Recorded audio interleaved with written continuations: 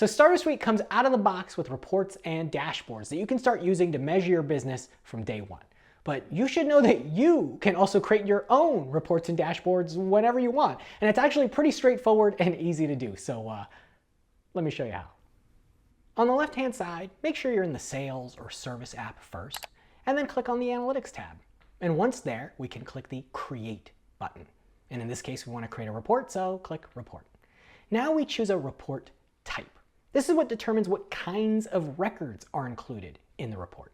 So for example, if I want to report on my contacts, I'll use a report type that includes contacts. And when I have the one I want, I click to start the report. Now, a sample report is built for us with some columns and data ready to go.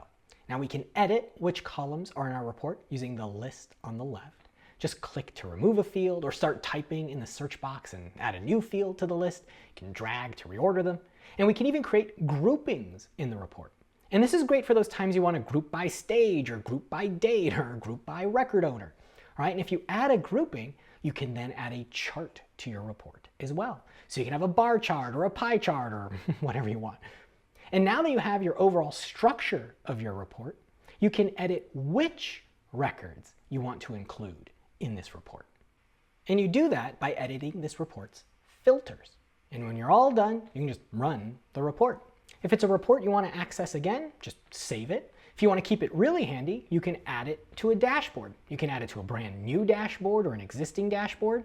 And you can choose to display the report's chart just the way it is now, okay? Or you can have an actual different chart or different table on the dashboard itself.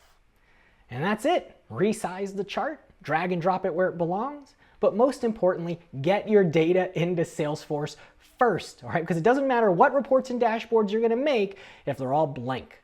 All right, and that's all there is to it. Get out there and make some reports. And if you want to learn more, head on over to Trailhead, where we have some resources that can help. Thanks.